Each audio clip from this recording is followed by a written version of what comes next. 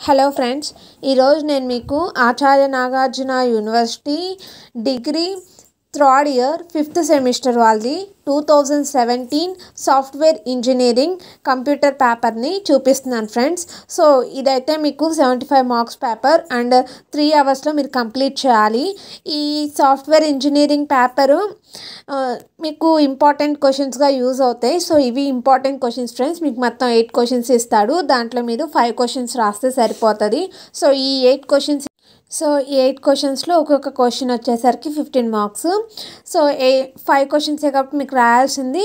So 15 into 5 75 marks friends.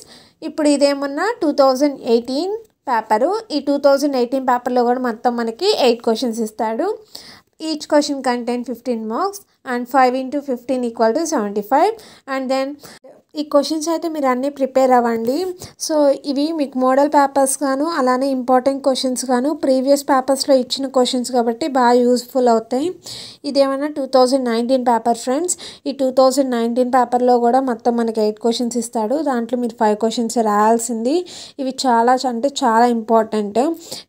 మీకు pass అయ్యే వాళ్ళకైతే ఇంకా చాలా అంటే చాలా యూస్ఫుల్ అవుతాయి. సో మీరైతే ప్రిపేర్ అవ్వండి, ఓకేనా. అండ్ మినిమం ఈ క్వశ్చన్స్ అయినా ప్రిపేర్ అయితే పాస్ కాదు, 50 అబోవ్ వస్తాయి. సో చూడండి, ఇదేమన్నా 2020 పేపర్ ఫ్రెండ్స్. ఈ 2020లో కూడా మనకి క్వశ్చన్స్ అయితే చూసుకోండి. సో చాలా ఈజీగా పాస్ అవ్వచ్చు. ఈ సాఫ్ట్వేర్ ఇంజనీరింగ్ అనేది థియరిటికల్ పేపర్ కాబట్టి, సో థియరీ అంటేనే మీకు తెలుసు కదా ఎలా రాయాలో.